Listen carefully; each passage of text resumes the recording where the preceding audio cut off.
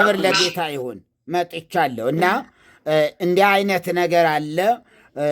ስለዚህ ባለፈው ያየነው ነገር አለ። ስለዚህ አማላጅ ነው ስንል ሰዎች ምን ብለው ነው የሚያስቡ?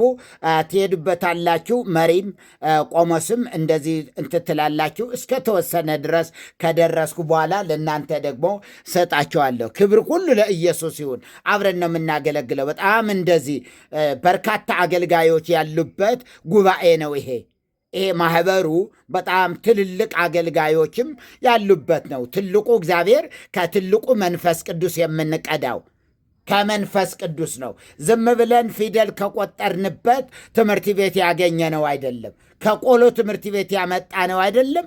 እገሌ ከሚባል የወረስነው ወይም የተማርነው ሳይሆን ከራሱ ከባለቤቱ ከመጽሐፍ ቅዱስ። ክብር ለኢየሱስ ይሁን። ከመጽሐፍ ቅዱስ የቀዳነውን እሱን እውነት ነው እዚህ የምናገለግላችሁ ማለት ነው። ክብር ሁሉ ለኢየሱስ ይሁን። ስለዚህ እንግዲህ ምንድነው እያልኩ ያለሁ? አማላጅ ነው ስንል አማላጅነቱ ከአብ በታች መሆኑን የሚያሳይ አይደለም። ከአብ የሚያንስ ሆኖ አይደለም። ከአብ ጋር እኩል ነው ሳይሆን እንዲያውም አንድ ነው ነው የምንለው። በአካል እንጂ በመለኮት በስልጣን በስፋት በርቀት በባህሪ አንድ አምላክ ተብሎ ነው የሚታመነው። አንድ አምላክ ነው እርሱ። ክብር ለኢየሱስ ይሁን። አንድ አምላክ። አዎ እንዲህ ተብሎ ነው የሚታመነው። አንድ አምላክ። አንዳንድ ሰዎች እኩል ከአብ ጋር እኩል ነው ሊሉ ይችላሉ። መጽሐፍ ቅዱሳዊ መሰረት የለውም። እርሱም ራሱ አነ ወአብ አሃዱ ንሕነ፣ እኔና አብ እኩል ነን አላለም። አንድ ነን፣ አንድ ነን ነው ያለ። እግዚአብሔር የተባረከ ይሁን። ስለዚህ ያማልዳል ስንል ዝቅ እያልነው አይደለም። ዝቅ ባለበት ማንነቱ ነው የምንተርከው። እኛን ለማዳን በመጣበት በዚያው ስጋ በስጋ ሞተ ነው የሚለው። ሞተ በስጋ። ለምን በስጋ አለ? በአምላክነቱ አይሞትምና። በስጋ ወለደችው፣ በአምላክነቱ አይወለድምና። አያችሁ፣ ሰረቀ በስጋ እምድንግል። አንድምታ ውዳሴ ማርያም ስታነቡት በደንብ ይገባቸዋል። ሰረቀ በስጋ እምድንግል፣ በአምላክነቱ አይወለድምና በስጋ ተወለደ፣ በስጋ ከድንግል ወጣ ተብሎ ይታመናል።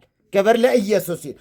በስጋ እኛን ለማዳን የመጣውስ በምን? በስጋ። መስዋዕት የሚሆነ ማን ነው? ስጋ። ቤዛ የሚሆን ማን ነው? ስጋ። መለኮት ቤዛ መሆን አይችልም።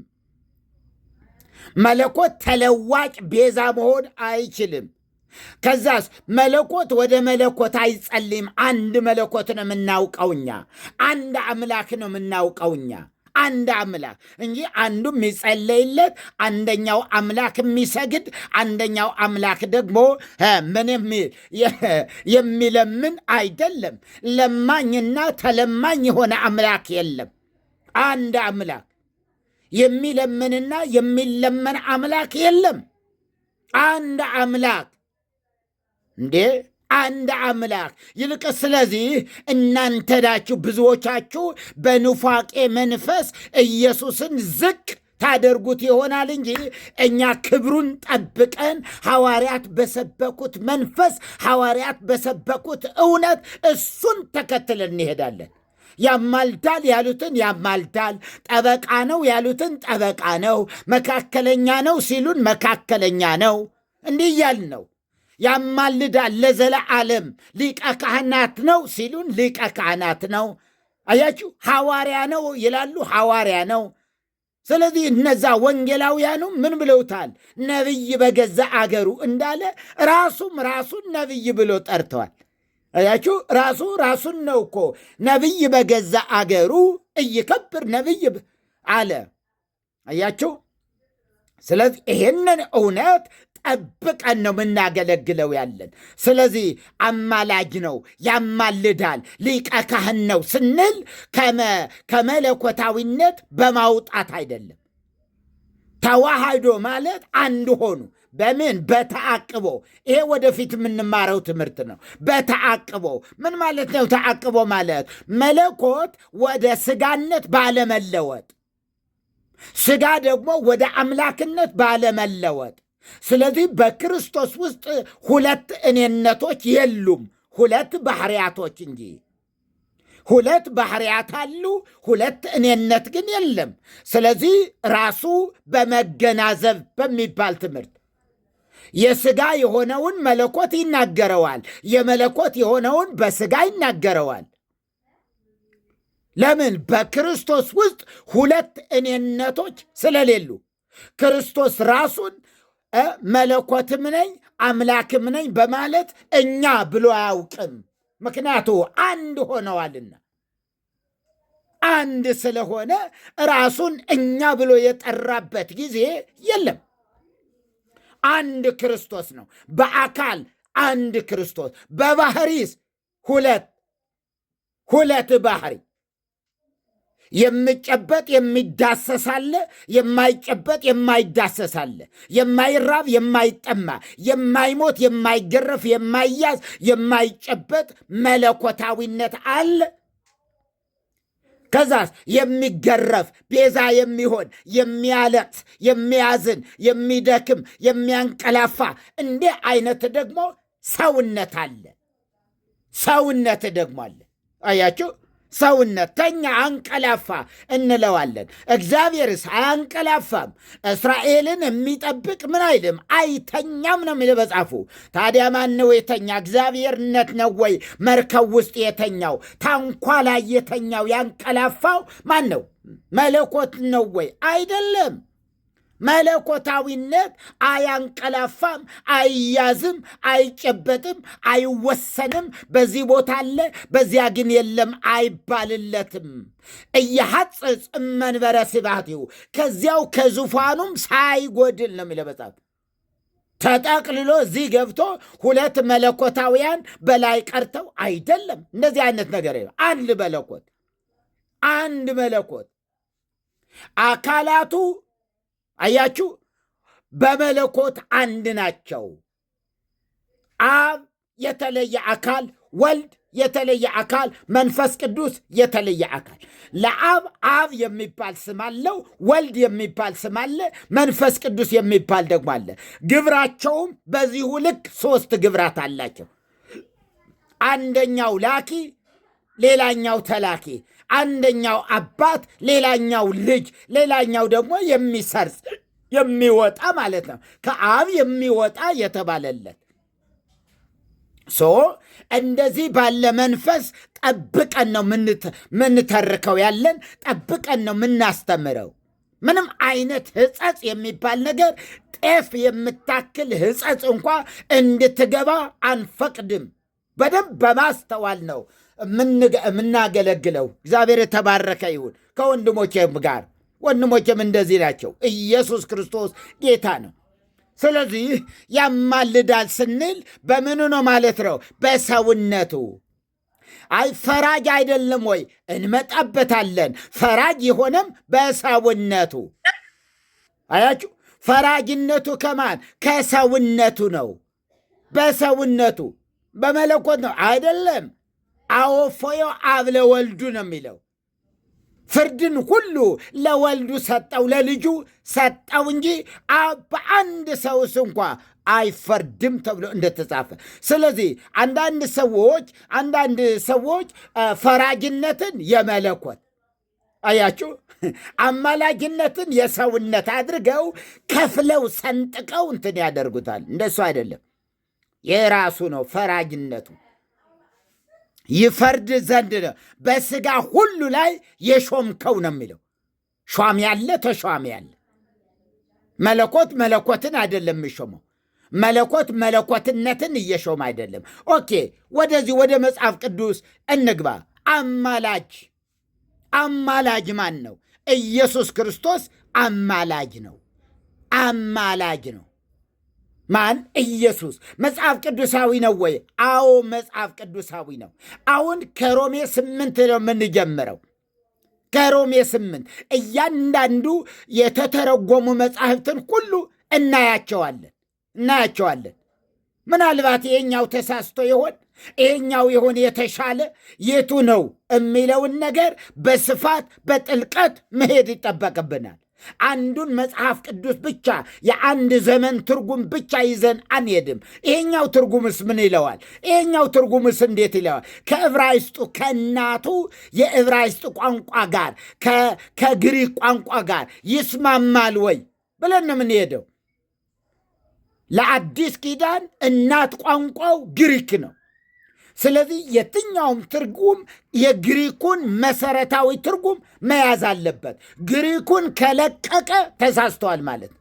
የፈለገ ይሁን በአረብኛም በሉት በእንግሊዝኛም በሉት በግዕዝም ይሁን በአማርኛም ይሁን የግሪኩን መሰረታዊ ሐሳብ ካለቀቀ እንቀበለዋለን። ከለቀቀስ በጭራሽ ስተዋል ማለት ነው።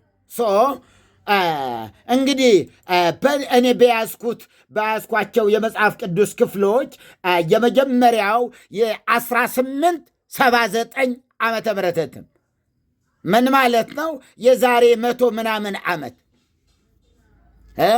የዛሬ 130 ዓመት ማለት ነው። ከ130 ዓመት በፊት የታተመው የአባ ጀሮም የሚባለው ትርጉም የአባ ጀሮም ትርጉም ምን ይላል? እሱ ምን ይላል? ሮሜ 8:34 ላይ ነው ያለ ነው። ሮሜ 8:34 እሱ ምን ይላል? ማን ነው የሚኮንን? ክርስቶስ ኢየሱስ የሞተ ነውን? ከሙታን እንኳ የተነሳው በእግዚአብሔርም ቀኝ የተቀመጠ እርሱም ያስምረናል ይላል። እርሱም ይምረናል አይደለም የሚለው ያስምረናል። የሚምር አለ፣ የሚያስምር አለ። ስለዚህ የሚምር እግዚአብሔር አለ፣ የሚያስምር ደግሞ ኢየሱስ አለ። ስለዚህ ይሄኛው ትርጉም መሰረታዊ እንትኑን አልለቀቅም ማለት ነው። ምን አለ? ያስምረናል ይላል።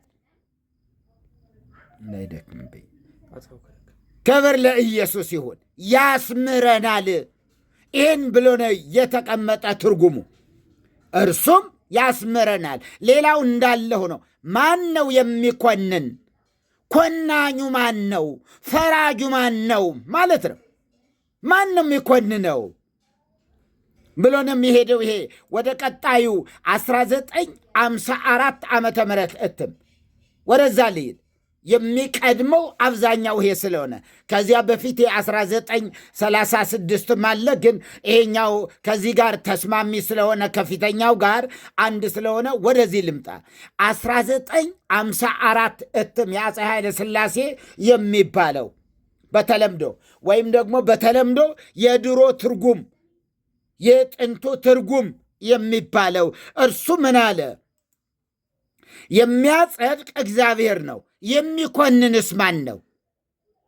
የሞተው ይልቁንም ከሙታን የተነሳው በእግዚአብሔር ቀኝ ያለው ደግሞ ስለ እኛ የሚማልደው ክርስቶስ ኢየሱስ ነው ይለዋል። ስለ እኛ ምን የሚለው? የሚማልደው። ክብር ለስሙ ይሁን። ስለ እኛ የሚማልደው አለ። የሚማልደው አዎ የሚማልደው በአብ ፊት የሚለምነው የሚያስታርቀው ተብሎ ይተረጎማል ማለት ነው። አማላጅነት ማስታረቅም ነው። ኪዳነ ወልድ ክፍሌ መዝገበ ቃላት ላይ ማየት ትችላላችሁ። ስለዚህ ወደዚህ ወደ ቃሉ ልሂድ። እሱን በሌላ ትርጉምም ደግሞ ሌላ ትምህርት ስላለን እዛ ጋር ስንገባ ያንን እያንዳንዱ ወርድ ለመሆኑ ሊቃውንቱ የቃላት የመዝገበ ቃላት ሊቃውንት በዚህ ርዕስ ላይ ምን አሉት፣ ይህን ወርድ ምን ብለው ፈቱት የሚለው ነገር የምናይበት ጊዜ ይኖረላል። ስለዚህ እዚህ ጋር ምን አለ? የሚያጸድቅ ማን ነው? እግዚአብሔር ነው አለ። የሚኮንንስ ማን ነው አለ? ኮናኝ የለም ማለት ነው። የሚኮንንስ ማን ነው ሲባል መልሰ አልባ ጥያቄ ይባላል። ይሄ ጥያቄ መልሰ አልባ ጥያቄ ይባላል። መልሰ አልባ ጥያቄ አለ። እግዚአብሔር የሚጠይቃቸው ብዙ ነገሮች አሉ እና ግን መልሰ አልባ ጥያቄ የሚባሉ ብዙ የመጽሐፍ ቅዱስ ክፍሎች አሉ። አሁን የሚኮንንስ ማን ነው? እግዚአብሔር ነዋ። እግዚአብሔር ነዋ የሚኮንን። ፈራጁ ማን ነው? እያለ ነው እኮ። ፈራጁ ማን ነው እያለ ነው። እግዚአብሔር ነዋ። በቃ ሌላ እንትን አለ። ከዛስ የሞተው አለ ወርዱ የሞተው ፓስተንስ ነው የተጠቀመው። ኃላፊ ግስ ነው የተጠቀመው። ግሱ ኃላፊ ግስ ሞተዋል እያለ ነው የሞተው። ከዛስ ይልቁንም ከሙታን የተነሳው አሁንም ኃላፊ ግስ ነው የተነሳው ነው። ከዛ በእግዚአብሔር ቀኝ ያለው መቼ? አሁንም ወደፊትም። አያችሁ፣ በእግዚአብሔር ቀኝ ያለው መቼ? አሁን የት ነው ያለው ካልን መጽሐፉ ምን አለ? በእግዚአብሔር ቀኝ ነው ያለው። በእግዚአብሔር ቀኝ የነበረው አይደለም የሚለን ያለው ነው የሚለን። ክብር ለስሙ ይሁን። ስለዚህ ደግሞ አለ ስለ እኛ የሚማልደው ክርስቶስ ኢየሱስ ነው።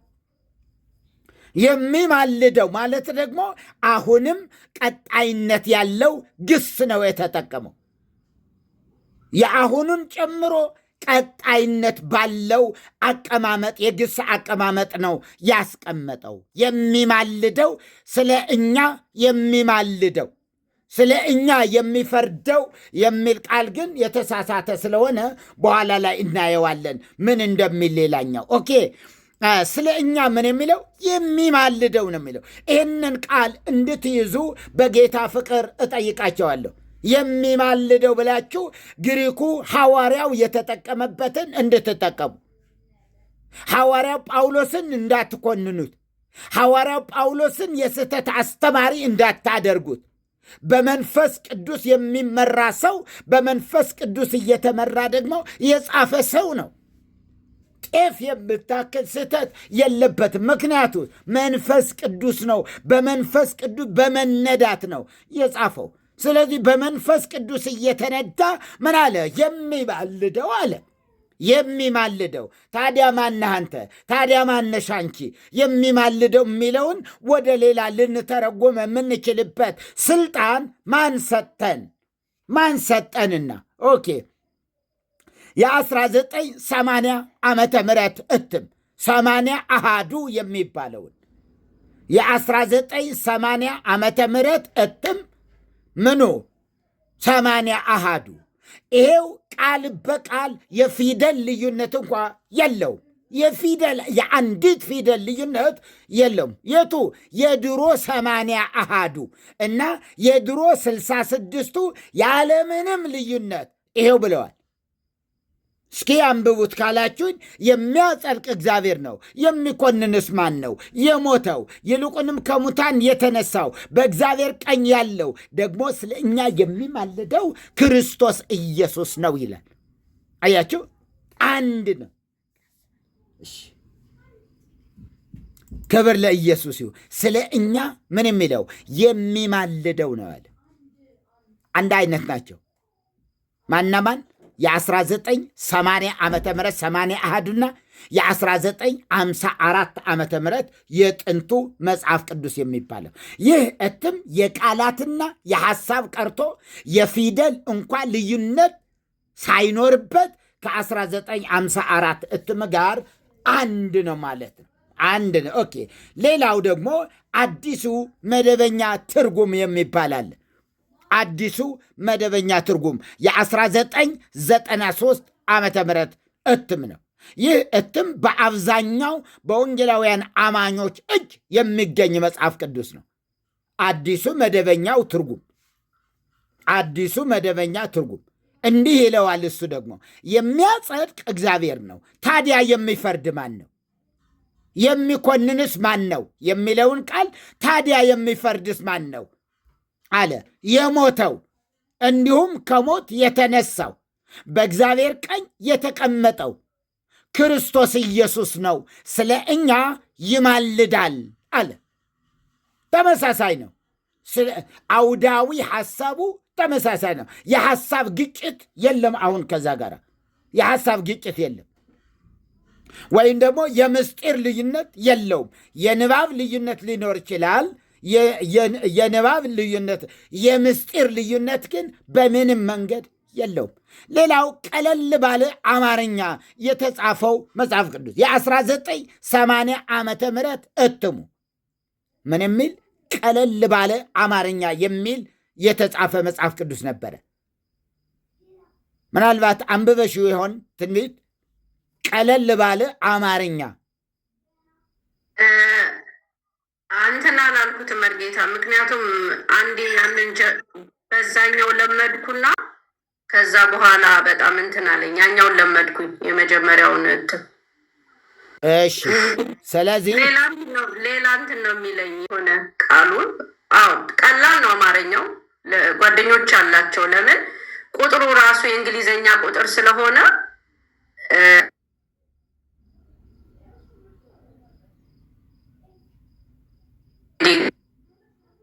ግን በዛኛው ለለመደ ሰው ትንሽ እንትን ይላል። ያኛውን ኦሪጂናሉን ማንበብ። እሺ፣ አዎ። ስለዚህ ተባረኩ ወገኖች፣ ጸጋ ይብዛላችሁ። ሸር ኮፒ የምታደርጉ ሁላችሁም ተባረኩ። በብዙ እያደረጋችሁም ስለሆነ ጸጋ ይብዛላችሁ። ስለዚህ ምንድነው አሁን ቀለል ባለ አማርኛ የተጻፈ መጽሐፍ ቅዱስ የ19 በጣም ቆንጆ ነው። ባይዘው የምርጌታ አቤት ጓደኞች አላቸውና፣ በነገራችን ላይ በጣም ቆንጆ ነው። ጓደኞች አላቸውና ክብር ለኢየሱስ ይሁን። ስለዚህ ምን እያልን ነው?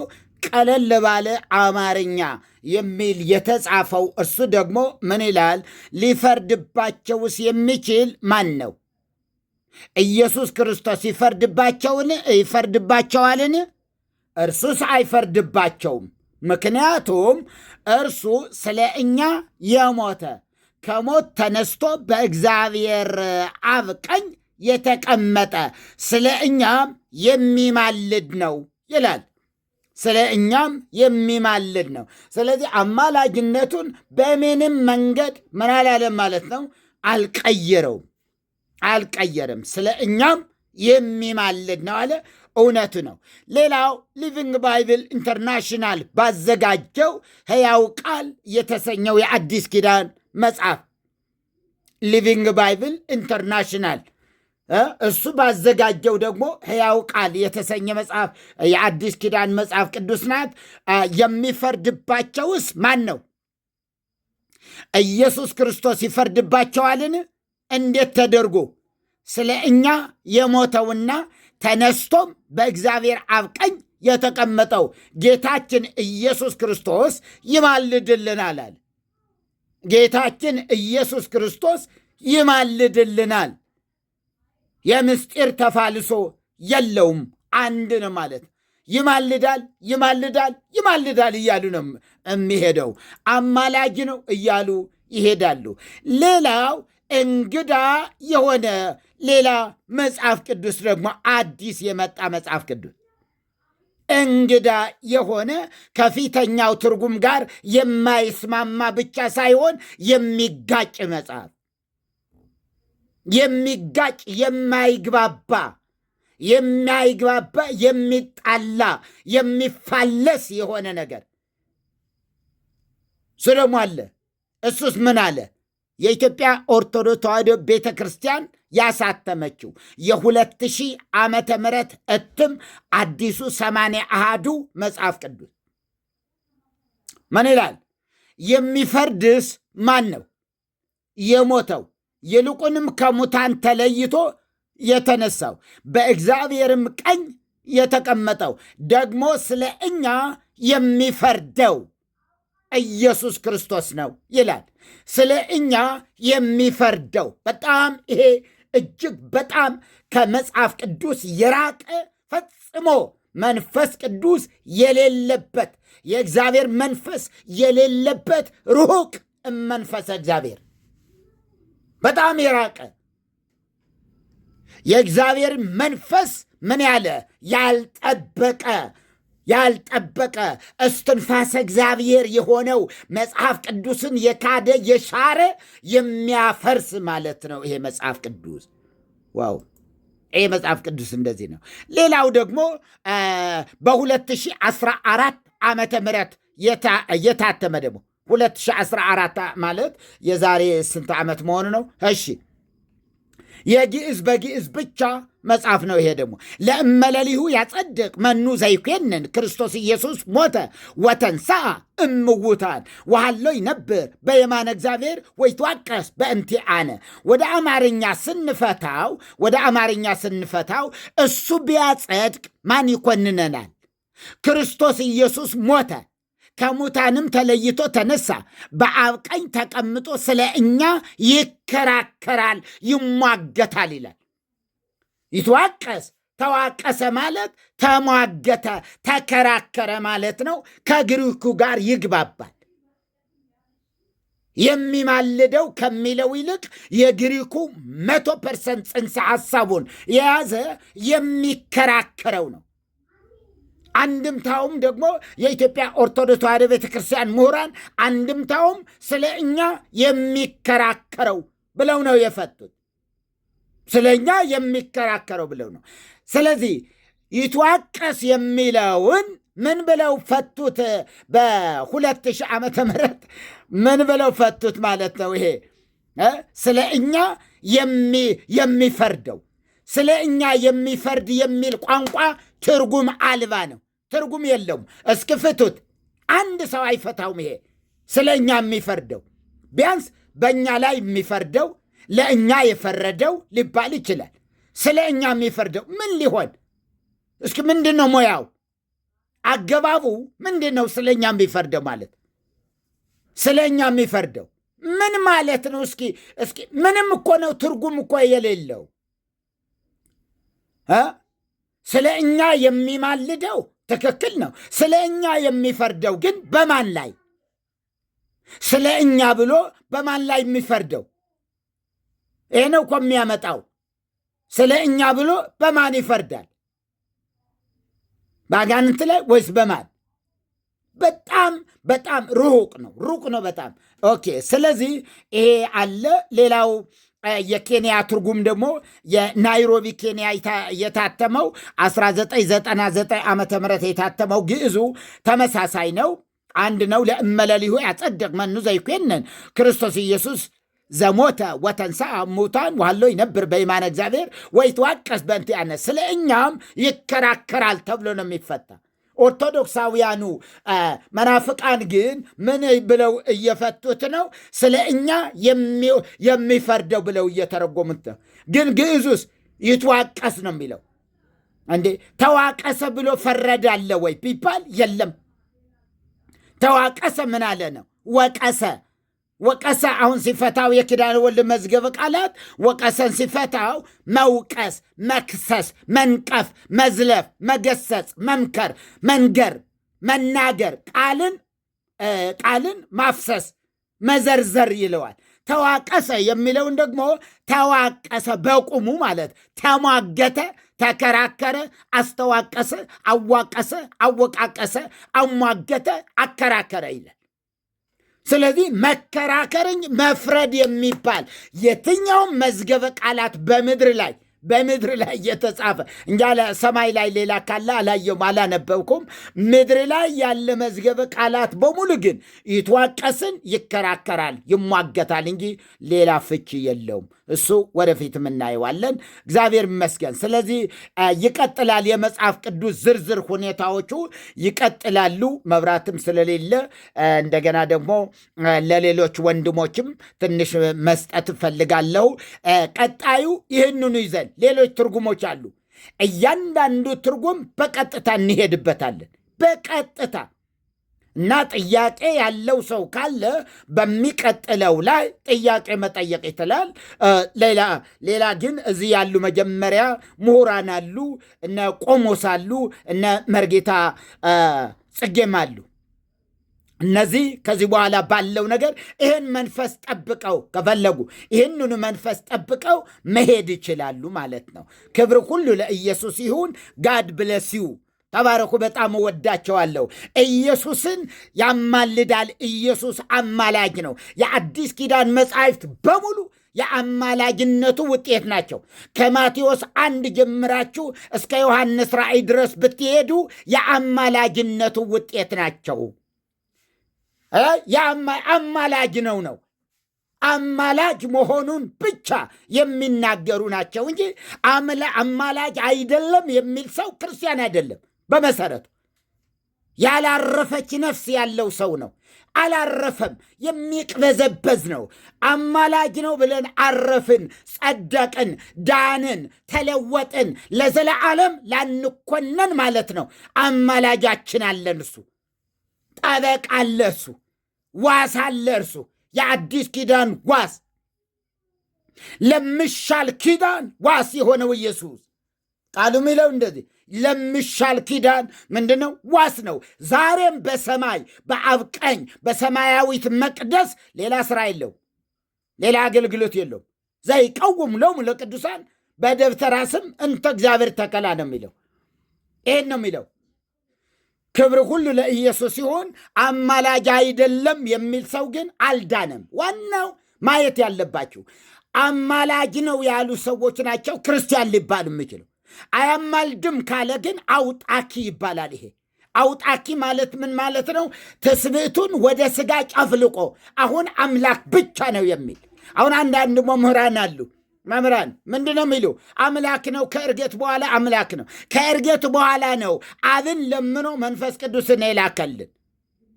ከእርገት በኋላ ነው። እኔ ሄዳለሁ አለ። ከዛስ አጽናኙን እንዲህ ልክላችሁ አብን እለምነዋለሁ። የት? እርገት ላይ፣ ሰማይ ላይ።